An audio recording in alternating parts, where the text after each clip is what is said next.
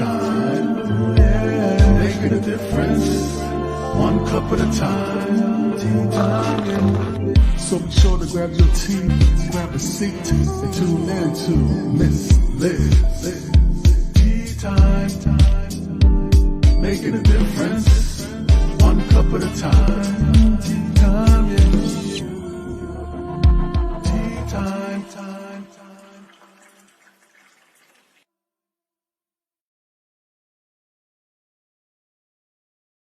Well, welcome to Evening Tea Time. That's right, Miss Liz is back. This afternoon we had Linda Harlow's on with sex trafficking prevention and abuse awareness. And tonight I have my friend Doug Lawrence here. He has been on my radio show before. If any of you haven't heard, Miss Liz did have a radio show.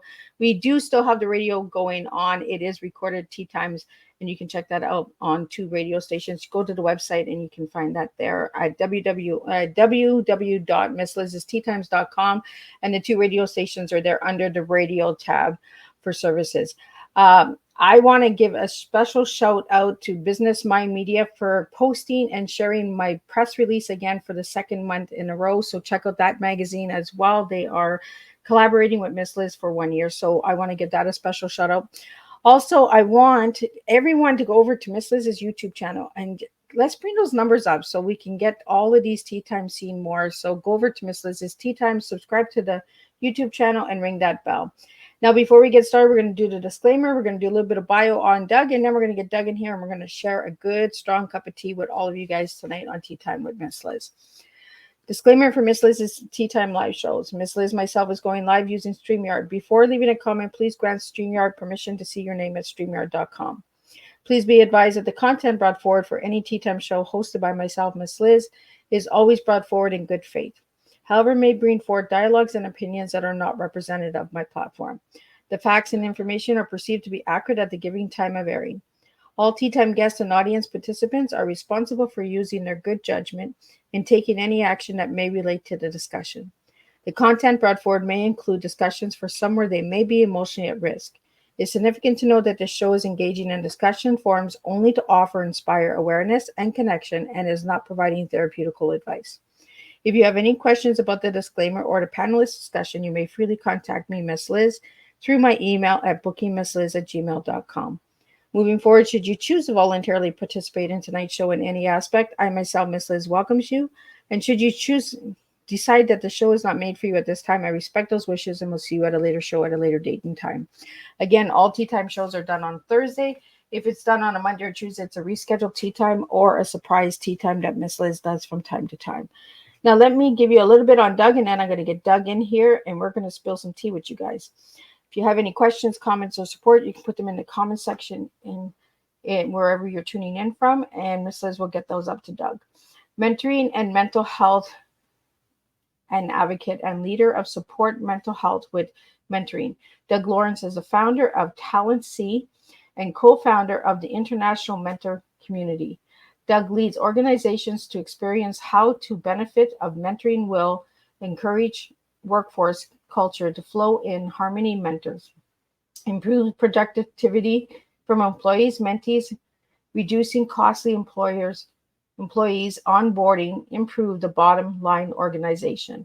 Doug is an international certified mentor and obtained his certificate of achievement mentoring, his certificate of competence. I hope I'm saying that right. Mentor and his certificate of competence. I think I'm saying it right. Journey mentor from the International Mentoring Community. Doug served in the RCMP for 25 years and currently examines mentoring as a support for those struggling with post-traumatic stress disorder. Doug is an international speaker and an author and published his book in 2014, The Gift of Mentoring. And in 2022, he published You Are Not Alone. So let me get Doug in here and we're going to have a good conversation. Welcome, Doug. Well, hello. It's been a while since we've been together. I know, right? We've been on the radio, we've been on reunion shows, but we've never done a tea time together. This is your official tea time. My official tea time. And I want to thank you for this awesome opportunity. So, Doug, I want to get into who was Doug as a little boy and who is Doug now? Oh, my goodness. I thought I buried that. But so growing up, I grew up on a farm and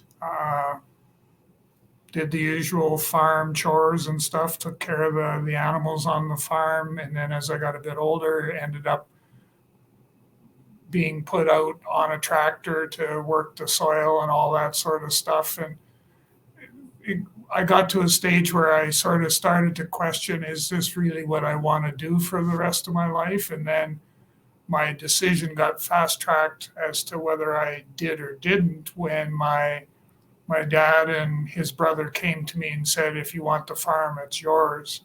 And I made a decision. My response, because I'd already made my mind up, my response was, no, thank you. I'll pass. And that's what I did was I moved on. And there was a number of different things that factored into that decision making. And then fast forward to where I am today, like I went into the Royal Canadian Mounted Police in 1974 and spent the 25 years and bounced, kind of, as I call it, bounced all over the place. I spent 9 years in the Northwest Territories. A large part of that was in smaller communities where in some cases I was the only police officer. So yeah, I think they've changed that approach now, but back then there was I had, what was there, 2 or 3 postings that I was there by myself, with the exception of my family obviously, but yeah, I was there by myself. So that's kind of a 35,000 foot snapshot of me before, during, and after, I guess. So when did you come out of the Northwest Territories, and what year did you leave there? 1992. Oh, so you've been out of there since then? Yes. Yeah. And from 1990, no, just wait now. I came out of the North in 92, and then I retired in 98/99. I was going to say, because you joined in 1974 and I was born in 74, so I'm going to be 50. Well, and it's interesting because I got some mail, an email to I think it was during the last couple of days, from the RCMP headquarters, and they made reference to the first troop, the first female troop that had gone through training was 50 years ago, and that was when I was on the tail end of my training. I think they came. Oh, wow. They were at depot 2 months, maybe 3 months tops, and we were just ramping up for graduation and taking off and heading to wherever they were going to send us. So did you get a lot of transfers in the time you were in RCMP? Yeah, a lot. I took my training here in Regina, Saskatchewan, then I went from there to Prince Rupert in British Columbia, from there to Masset on the Queen Charlotte Islands, from there to Telegraph Creek, Dease Lake in the northern part of British Columbia. Then I got married and I got sent to Invermere. And then from Invermere, we went north to Hay River. And from Hay River, we went Hay River to Cambridge Bay in the Central Arctic. And then Cambridge Bay to Fort McPherson, then all the way across Canada to the Eastern Arctic to Hull Beach. And then from Hull Beach back to the lower mainland in British Columbia. So I worked out of the headquarters building. And then I got promoted to come back to Regina, and this is where I ended up. Wow, lots of transfers. So that had to have been hard on you too, Doug, going through all of those transfers. Well, it wasn't as hard. There was a degree of some sort that you had to deal with, but it was tougher on the family than it was on anyone because I had my circle of friends. It was the people that I worked with. So I'd get up and go to work and everything was great. But my wife and my children, they had to rebuild relationships all over again because they didn't get to bring, their friends or schoolmates or whatever across with them wherever they got sent to. In fact, we used to jokingly say that we don't put pictures on the wall because as soon as we put pictures on the wall, the phone rings and you're being moved to Timbuktu. So we kept that stuff was kept very low key. We didn't put any pictures up at all. Yeah, I guess with all the moving around, right? So after getting your last transfer, how was that for you and your family, Doug? The last one, as in the one to come here. Yeah. It gave us a sense of stability, I would have to say, and it had mixed emotions because when we were stationed in British Columbia before we came here to Regina, when we were stationed there, we were closer to my wife's family, and they didn't take it very well when I accepted a promotion to come back to Regina. My parents actually lived here in Regina at the time, so they were happy. They were delighted because now, they could spend some time with the grandchildren and all that sort of stuff where it was a missed opportunity for Deborah's folks was, it's the old story that you don't always get the opportunities back. And what I mean by that is you may be co-located or located in close proximity to your family, but you don't go visit. And then when the phone rings and they're told that they have to move, then you're going, yeah, but you can't go because we have all this visiting we need to do, and not realizing that you need to take advantage of those opportunities when they present themselves and not after the fact. Yeah. We were talking about that before the show started, was family, right? Hey, a lot of adjustments, a lot of different, different flavors. Let's put it that way. Different flavors, right? Different blends of how families work, right? And when the opportunity is there to visit and they don't take that, and then the opportunity is gone, well, then you can't get that time back, right? No, and that was the thing that we kind of found, like when we lived in BC, we were the ones that usually had to hop on the ferry and go over to the island where my wife's family was and stuff like that. And it was difficult to get them to understand that there were opportunities there for them to hop on the ferry and come back to the mainland just as much as it was for us to go to them. And so it's a missed opportunity. And, nowadays with everything else that's going on in people's lives, you need to take advantage of those golden opportunities when they present themselves. Right? Because you just never know what's going to happen. So, Doug, I want to talk about your first book. Let's talk about the first one first. So, what got you into writing that first book? A guy by the name of Jim McKillop. Jim and I went through RCMP training together, and he made a decision to leave the force early. So I think he had about 5-6 years service, and he left the force. But he would write inspirational, motivational messages and send them by email to his children every morning without fail. Wouldn't miss a beat.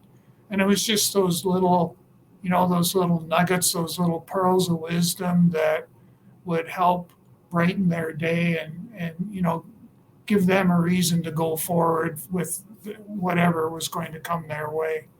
And he ended up, a couple of his friends said, Jim, you need to write a book, put all of these messages into a book. And So that's what Jim did. He put all the messages in a book, and then he turns to me and he says, "You need to write a book." And I said, "About what?" And he said, "You've written all of these blog articles." He said, "There's your content." He said, "Just pull them all together." So he hooked me up with a ghostwriter, and along came the gift of mentoring. And, we pulled together, I forget how many different articles there were, but there was lots.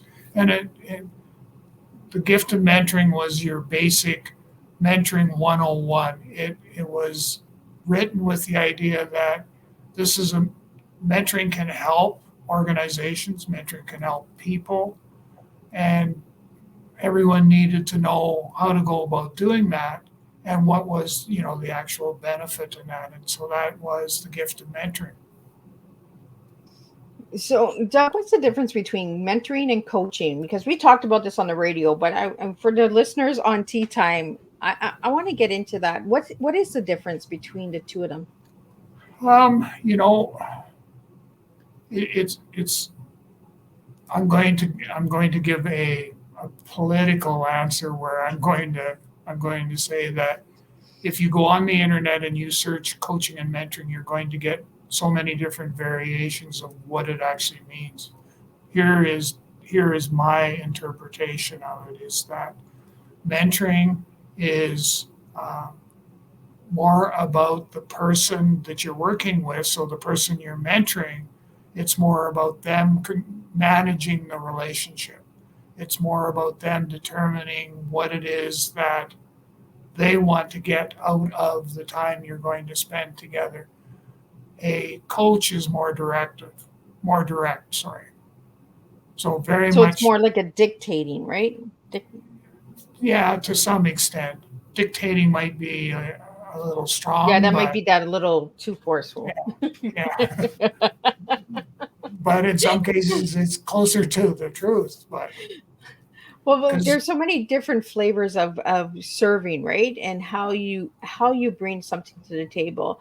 And I really like the mentorship because you're actually showing somebody what they can, like, you're giving them tools and tips, but they're actually giving you how they feel about the tools and tips on how they would work them. Uh, you know, and I like that when you work with the person, right? Because then you build a relationship. Where coaching, I feel, is more of like a contract. It's like, okay, in 30 days, you're going to have this done. Where mentorship is more of, let's take the flow at a pace, right? Like, well, it's about, so you and I are going to get into a mentoring relationship. Let's talk about what is it that you hope to take away from our time that we spend together.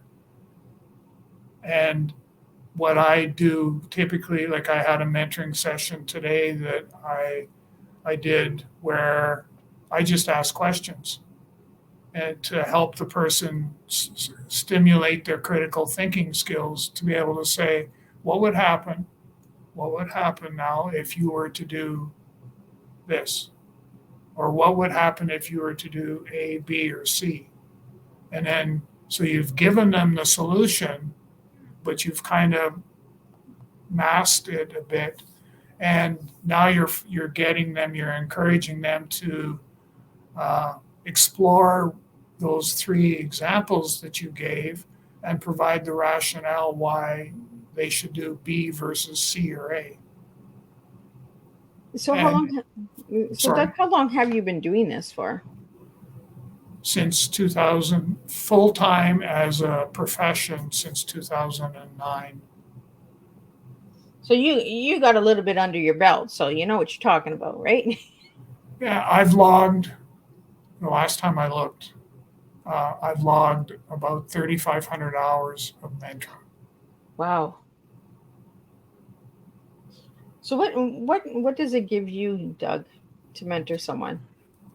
I get the personal satisfaction of watching somebody grow on a personal and professional basis. So that's what excites me, is to see the growth in an individual personally and professionally. And you know, if you're going into being a mentor thinking that, you're going to get all these accolades and everything else, you don't. But where you get the accolades you get are when you see, somebody that you're working with achieve the goals that they set out, that they wanted to achieve, and you've been a part of that journey. I had a young lady that I was working with, I was mentoring, and she ended up getting married, and I got invited to her wedding, and Oh, wow. I went up to talk to both her and her new husband, and I said, I'm really curious. How come I got an invitation? Don't take this the wrong way, but I'm just curious. And they both said we could not imagine getting married without you being here. Wow. It's the So, impact, right, that you leave on yeah, people's lives. yeah, And there's something about seeing somebody accomplish their goals, right, and their dreams by just having that little insight and giving them the tools and tips to get to that point, right? It's really an undescribable feeling inside when you can see that person winning, when you know where they came from and how they struggled to get to where they are, you know. And some take a little longer than others. And you know what? That just means a longer relationship, right? yeah, yeah, it does. And now we've kind of somewhat thrown a curve into this whole story, is that now I've been exploring mentoring as part of the support structure for mental health. And that changes to some extent, that changes how you interact with people. So one of the things that I teach now when I'm talking to mentors and I'm saying, okay, when you go to meet your mentee, the person you're going to be mentoring the very first time, you need to look for telltale signs of somebody who is struggling on a journey of healing because they've had a difficult time. They don't have somebody that will listen and hear. They don't have somebody who's non-judgmental. They don't have somebody who is sworn to keep everything confidential and not, and not share that. They're none of that. So because I remember I met with a young person, and it was our first meeting, and it had to be virtual because of the proximity of the geographical where everybody was. And I opened up right away, and I said, um, I'm a retired police officer. I ended up with post-traumatic stress. I lost my wife to cancer. I'm dealing with grief on top of all that other stuff. And so that's just a little bit about me. And this individual said, oh, well, I've been diagnosed, and started to unravel and tell me her story, all about what she was dealing with. And it was important for both of us to understand, kind of where she'd been and where she's going and how she plans on getting there, because I need to be able to customize my mentoring approach based on the things that she's dealing with, based on her behavior and all of those.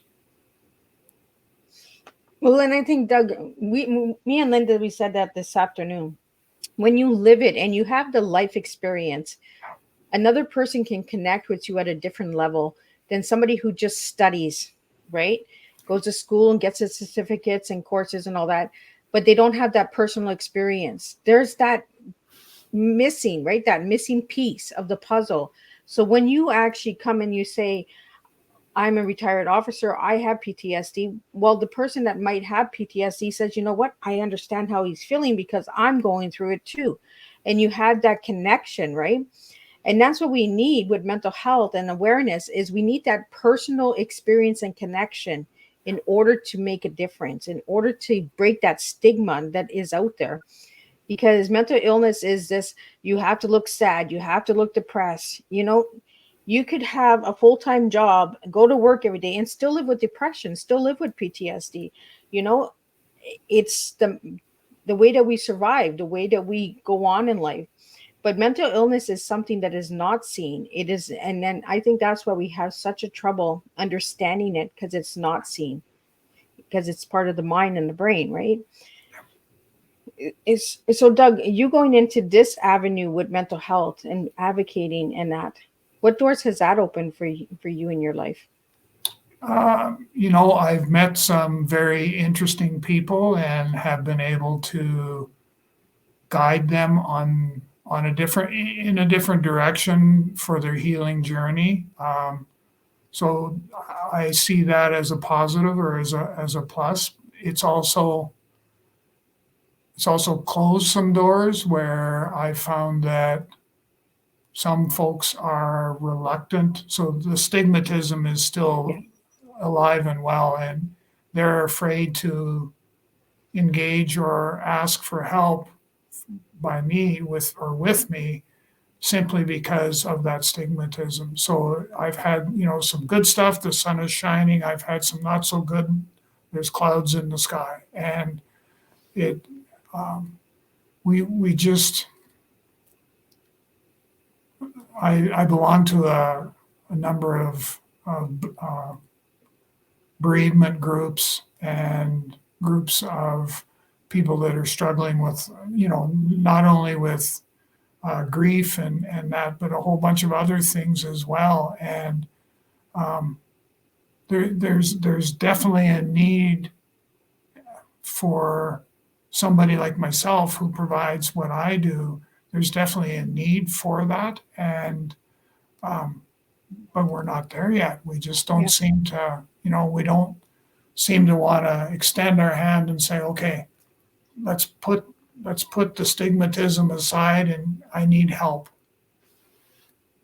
Yeah, the stigma is getting stronger. I don't know about you, but I find that it is getting stronger. It's almost like the fear of trying to understand that it cannot be seen, that people will have their roller coaster rides. Well, they'll go up, they'll go down. It's like grief, right? Yeah. And the grief, especially if you have complicated grief, well, that even makes it harder, because then you've lost this person, but you're grieving this person now, and you're like, why am I mad at this person now? Because it's like mental illness. It brings you in all different circles and different avenues and rabbit holes that you're like, I don't want to go down this rabbit hole, but I'm going down. So who's going to help me get out of that rabbit hole? And I feel with mentoring, that's what we do, is we lift you up from the rabbit hole and say, let me help you. Let me build this relationship with you. Instead of coaching and saying, well, I can fix you. No. And we both know that that's not possible. No. No. Anybody that says they're going to fix somebody, they need to, pardon the expression, but you need to give your head a shake, because that ain't happening. Right. And that's my biggest fear, is when someone comes to me and says, Mrs., I can fix you. Oh, I don't know, man. I think that there's a mirror, and the mirror, you need to look at it, because there's no one fixing anybody but yourself, because it's an inward job. You can help somebody. You can hold their hand and walk with them. Like I always tell people, don't walk in front of me or behind me. Walk beside me. Let's walk together. Right. Yeah. And I feel that that's what you've been doing with all the work that you've done, even with RCMP. You're like partners, like, let's walk together, let's do this together, not divided. So let's get into the second book, so that people can understand the grief journey with you, Doug. Your second book, I believe you wrote it because of your wife. You Are Not Alone. She was part and parcel. So You Are Not Alone has the element of Deborah in it, for sure, without a doubt. Not as much as the next one that I'm working on, where I think I would say I probably dedicate 80% of the book to her. And so anyhow, so we'll back up to You Are Not Alone. The idea behind that was to start the thought process for mental mentoring to be part of the mental health support structure. And I talk in the book, I talk about Deborah and my kids, actually, my son and my daughter, being the only support structure that I had. And I share a very heart-wrenching story where a young person committed suicide, and we were in a northern community, no health doctor or any of that stuff, and we had to transport the individual's body out to the closest morgue, which was 8 hours away. And it was the middle of 40 below weather in the middle of winter, and they didn't want me to travel by myself, so they volunteered my wife to go with me. And there was good things and bad things about that. Number one, she was having to experience what I experienced on a daily basis, or what could be a daily. But the other part was that she got exposed to some things that gave her an indication of what it if she decides to marry me, what it's going to be like as married to a police officer. So anyhow, the book is written on that basis, on that aspect. There's a couple case studies in there, and there's also, I believe, 5 or 6 individuals have submitted an article that we've put in the book that explains some of their experiences with mental health. Oh, that's cool. I like when people submit other people's stories in their books, right? It's not like an anthology, but it's giving a couple little shout outs here and there, like just getting the different perspectives of stories and the way people see things. This book became #1 bestseller, correct? Yeah, #1 bestseller, North America and the UK. Yeah. In the UK. Oh, well, there you go. See? Yeah. So, Doug, writing this book, You Are Not Alone, there's a lot of books. I seen that. There's a lot of books called You Are Not Alone. So what was it about that title that was for you? What it did for me, and the reason we picked You Are Not Alone, was because it was, the message I wanted to get across to people is that, and it's largely a lot of the stuff you and I have talked about already, but is the fact that you don't have to go on this journey by yourself. You are not alone. And if you reach out and ask for help, somebody will be there to help you. And so that was kind of the premise of it. And the book cover was designed with that in mind as well, where you came to this fork in the road and you got to make a decision as to which path you wanted to take. Is it a path of where you're going to get that help that you need, or are you going to do it on your own, so to speak? And so the person that designed the cover, I just kind of said, here's what I'm thinking. And he went to town and came up with all the colors and everything else. And I went like, wow. And that's what we went with. I remember us talking about this on the radio, the fork in the road. We talked about the cover a lot because the cover is gorgeous. For anybody that would like to get a copy, the image, it just makes you think, right? Do you go left or do you go right? Or do you stay right in the middle? And, we don't talk about that middle line, right? We talk about the left and the right, but we don't talk about that middle line. So, Doug, were you ever on that middle line? Quite often. And because I had no one other than Deborah, and no disrespect intended, but because to me, what it is the fork in the road represents the opportunity to make a decision, a choice. You have a choice. You can go left, you can go right, or you can stay right in the middle and hold your course true. And so you need to decide, how am I going to be best served by the path that I take? And my message is, you can't take the middle path. Yeah, you have to make a choice. You have to make a choice. And I think that's part of mentoring as well, right? Is you have to make a choice. Do you want to better yourself? Do you actually want to achieve the goal? Or do you want to stay stuck in that middle path and the excuses and, oh, I can't do this. And, that's going to be too hard. That's going to be too long. I don't know if I can, we've heard them all before, right? And a lot of people don't talk about the middle of the road because they don't want to face facts that they don't want to make a choice to change, right? Well, yeah, and I think that there's the element of fear. I'm afraid to make a wrong decision, a wrong choice, and because of that,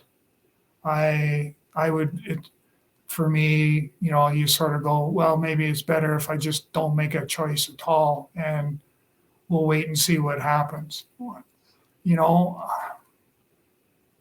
There's a lot that can happen. Yeah. A lot that can happen. And so you need to manage the path that you're going to take versus let it manage you. Yeah. Well, I think when we stay stuck in the middle, Doug, we'll see what happens. And then when life comes to the end, we live with a lot of regret because we're like, well, we should have took that, or we could have done that, or, the woulda, coulda, shoulda. It plays at the end of life, right? And I think it's time for everybody just to make a choice. Do you go left or right? And, if you don't try, you don't know. And I think if you wouldn't have started writing books, Doug, you wouldn't be here where you are today had you not taken that step, right? Well, and You Are Not Alone was the spark that got me going, was people coming up to me and saying, we think that mentoring could make a difference. You need to write a book about it. And speak specifically to how mentoring will help people that are struggling with mental health and grief and all of those elements. And so that's what we did. Well, and there's not a lot of books out there on mentoring. There's a lot of books on coaching, but there's not a lot on mentoring. Well, what you'll see is there are some mentoring books that are out there, but they're all based on theory on the academic side. There's very few, if any, that are written from the practice of mentoring or the practical application of mentoring. There's not many of those. Yeah. So, Doug, I want to get into your tea because I asked you your tea, and I think it's really incredible the tea you gave me, because you gave me timely, emotional, and aspiring. So why those 3 words for your tea?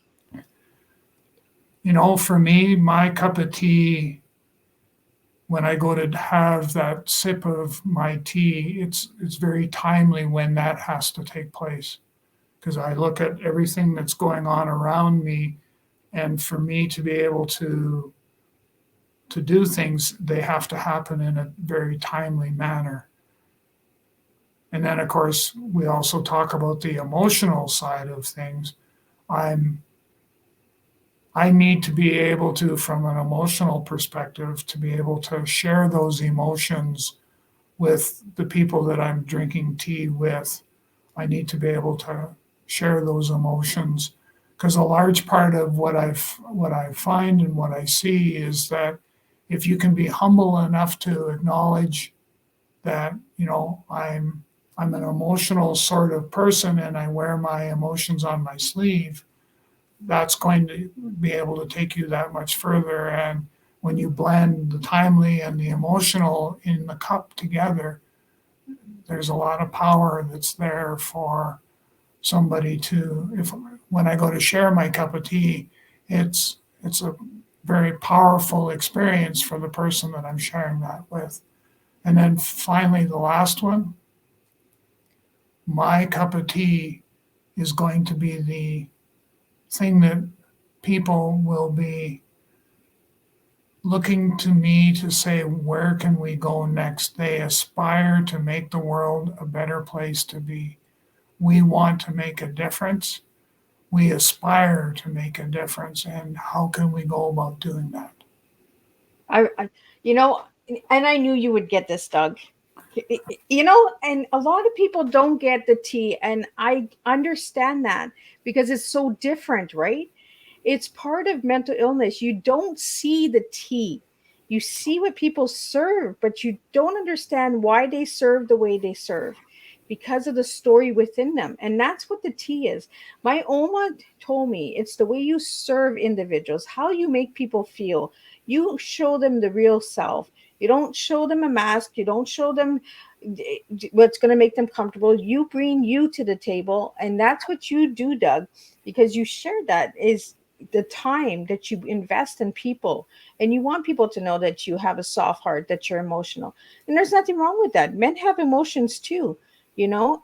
And I think it's really important what you're doing with the mentoring and bringing a voice for men to mental health, because there's so much stigma on that as well, you know? And you bringing your tea to the table is going to make a difference because you're telling people it's okay to take time to show your emotions. It's okay to be you, you know? And there's that statement that they use, it's okay to not be okay. Right. Yes. And that's what tea is. It's okay not to be okay. You're going to have a bad cup of tea. You're going to have bad flavors and blends in life. Things are going to happen. But when you start to understand the tea, and Doug, I knew you would understand it because we have connected back and forth quite often. You understand that the message comes from within. How you serve, how you connect, how you bring people to the table, you know, how you work with people over the time frame that you have worked with individuals through the RCMP work, through your mentoring, through the writing, through your connections, through podcasting, interviews. You've always brought your real self to the table, and I'm really grateful for that. The authenticity is there, Doug, and I want to thank you for that. And this is what tea time is. It's understanding why we serve, the way we do. Why is Miss Liz emotional wreck sometimes? Because Miss Liz is an emotional wreck sometimes. Why is Doug sensitive? Because Doug is sensitive. That's who we are. We can't change who we are. That's just how we're made. Yeah. So, Doug, what did you learn about your tea before you even started sharing your tea? It just, what it did for me was it brought out how important the emotions are, that I need to be comfortable in who I am as a person. And and as we've been talking, my mind's been going 100 miles an hour, and I had told somebody I was doing more research for the book I'm writing right now, and the person that's doing the editing for me said, this is what I need from you. I need a bit of a sort of a chronology of events that took place up to and including when your wife passed away. And I came across an email message that I had written to my two children, to Deborah's sister, and I think to one other person. And it was just that. It was a chronology of, we were seen by the doctor at this particular time, tests were done, here's the results of all these lesions on her various parts of her body and stuff like that. And what I said at that time point was I realized, as a result of all of that stuff, I realized that my Deborah was dying, and I choked up.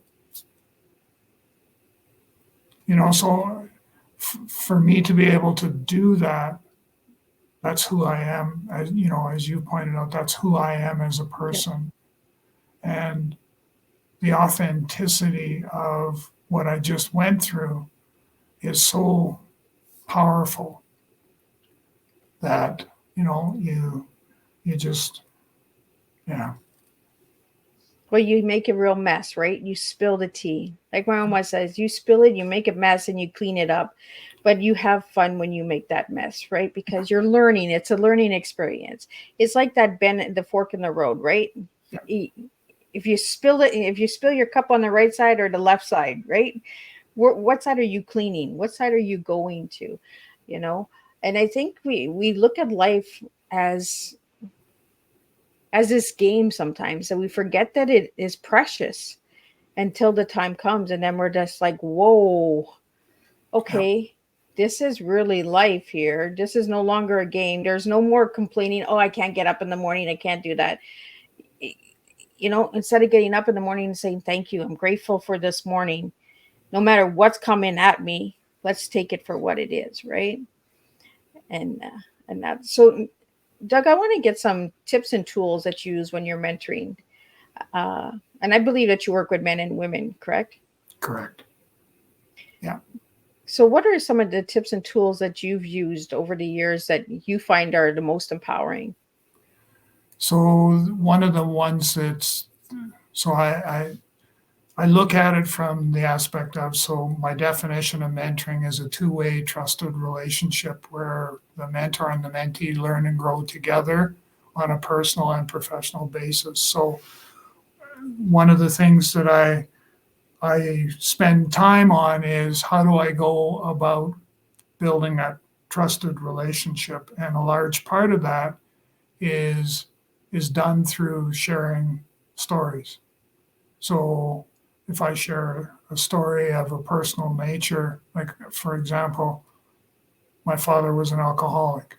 So you don't normally blurt something like that out, but I do it when I'm mentoring because I want to demonstrate, okay, here's a part of my life that I grew up with. It may align with yours and it may not, but I'm just demonstrating how open I am, how humble I am, the humility of my life. So I'm just demonstrating how that can happen. So building that trusted relationship is extremely important, and that's one way of being able to do that. I also spend quite a bit of time on communicating, so teaching people how different techniques and things that you can do in a number of different places. So I definitely do that. And one of the things that I think we talked about this a little earlier, but what is the Socratic method? So where you ask questions instead of telling. Yeah. Excuse me.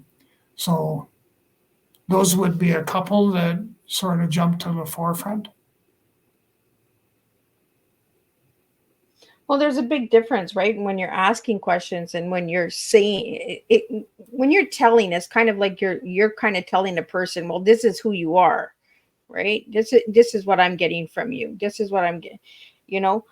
It's back to the coaching of dictating, right? Because they're not building the relationship. They're there to coach, not build. Well, And I and the think other, sorry, go ahead. Well, and I think that's the difference between coaching and mentoring, right? Is one is coaching and one is building.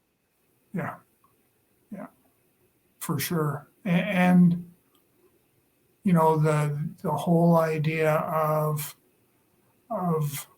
asking a series of questions to guide people to the answers, that's mentoring, and it does work. The idea of one of the things I talk about is the pausing technique. So the pausing technique is I'm thinking I'm having a conversation with you, and I'm thinking I'm going to say this group of words, but I'm not exactly sure how you're going to receive them. So I pause and I reflect back. If that was me getting that statement, how would I take it?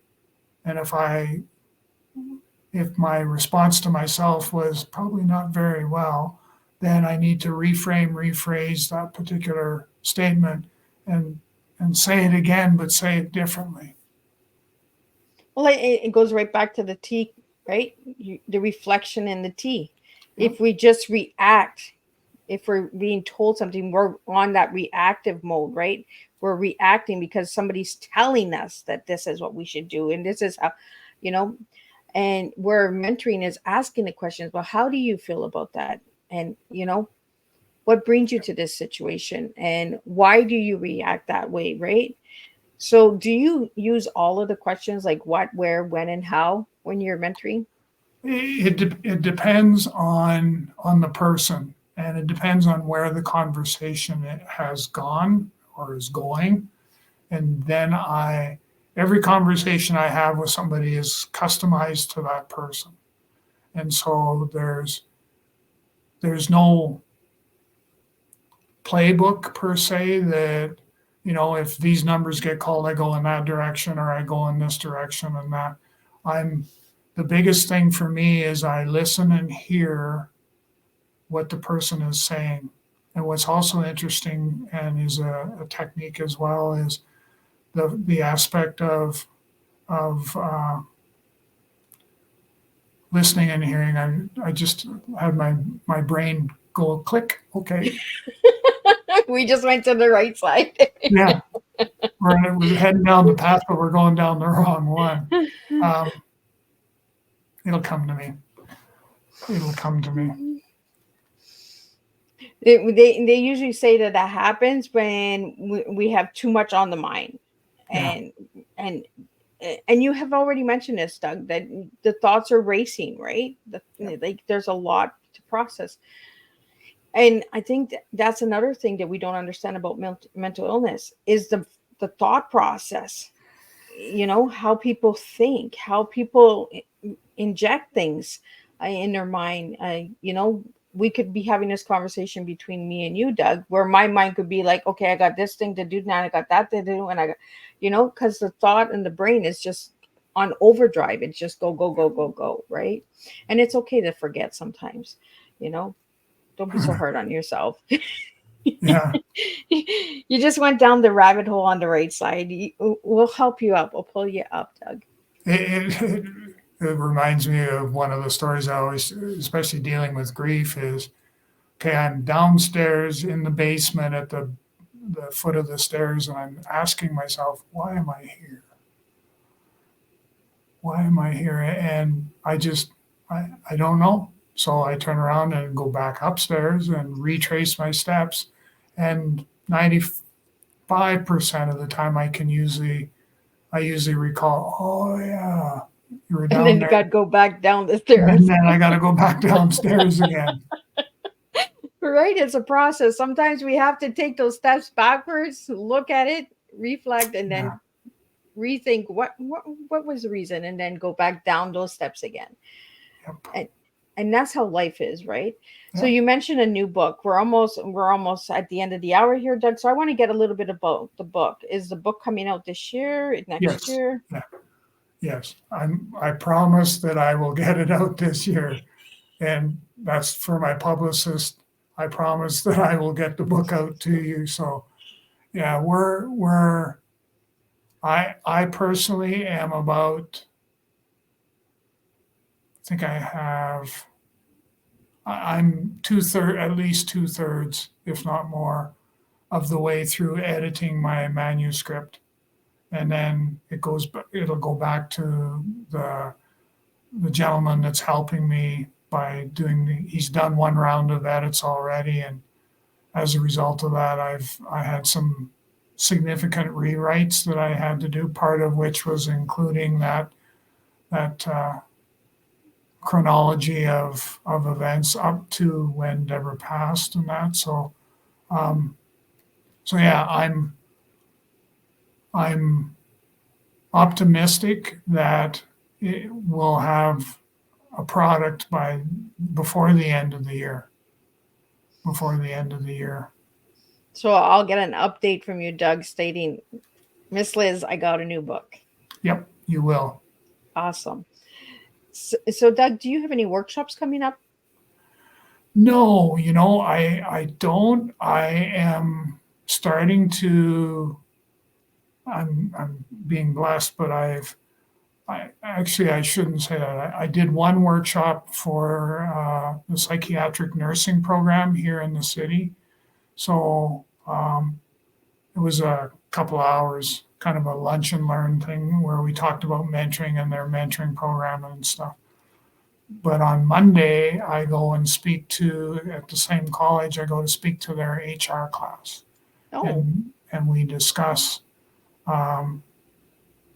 discuss mental health and their role as an HR practitioner, what their role can and could be in an organization where all of a sudden there's situations of mental health, there's situations of grief in the workplace.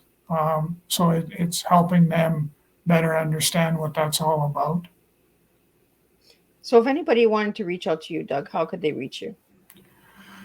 They can reach me through my website at www.talentc.ca. They can reach me on LinkedIn. You can direct message me through LinkedIn.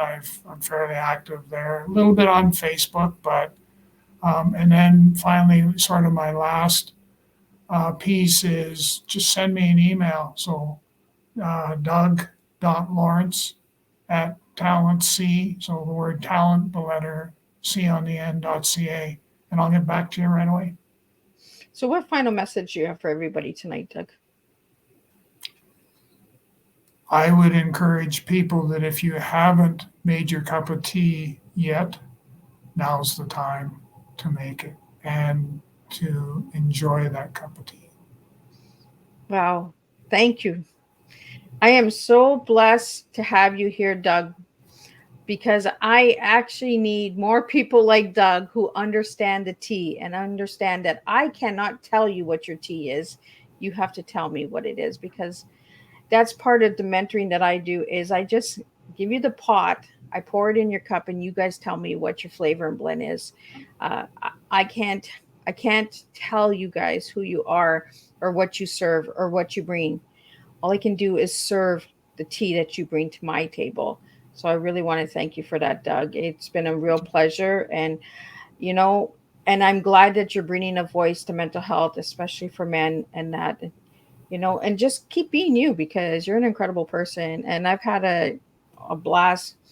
I want to give a special shout out to Mickey Mickelson, because without Mickey from Creative Edge, I wouldn't even know Doug. Uh, he's the one that brought Doug my way. I think it's almost 2 years ago, two, Yeah. 3 years ago. It's the It's years true. Yeah. the years have gone by so Yeah. fast. Like, we're already season 5, and if you guys want to see any of these tea times, you can go over to Miss Liz's YouTube channel. That's the best way to get them, because you get the video, you get the facial expressions, and you get the enjoyment. And you can pause it and go make a cup of tea, come back, enjoy it. And so there's over 300 tea times there, and Doug is there. Doug is also on my radio show, so if you would like to tune in to the radio station, you can tune into WFRM and Ulster Radio in Ireland. Those are the two radio stations that are now hosting Miss Liz's Tea Times.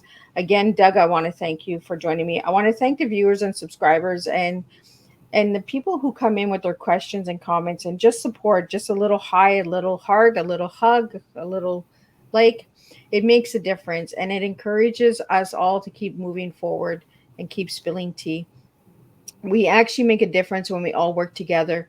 And I will see everybody in February. If you'd like to know about February's guests, go over to Miss Liz's website or my Facebook page and other platforms, and you can see February's press release where the guests are all released there.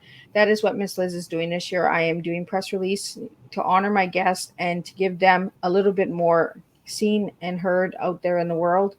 And if you see a topic and it hasn't been on Tea Time and you would like it on Tea Time, please reach out to Miss Liz, and you can email me at bookingmissliz@gmail.com. Again, I want to thank everybody. We're going to close up January 2024, and we're going to head over to February, where we have 12 amazing individuals coming. And we're going to keep doing that for the rest of the year for 2024. So stay tuned and give Miss Liz a quick subscribe, a quick little follow, like, share the post, share the guest. And again, Doug, thank you for joining me tonight on Tea Time. And I'll see everybody next week, same time, same place, on Miss Liz's YouTube channel, LinkedIn, Twitch, Twitter, and Facebook, I believe. Rumble, all of those good places. So there's a lot to see. So again, thank you, Doug, so much for having and sitting and having tea with me. This is your official tea time. So I'll see everybody next week. Same time, same place.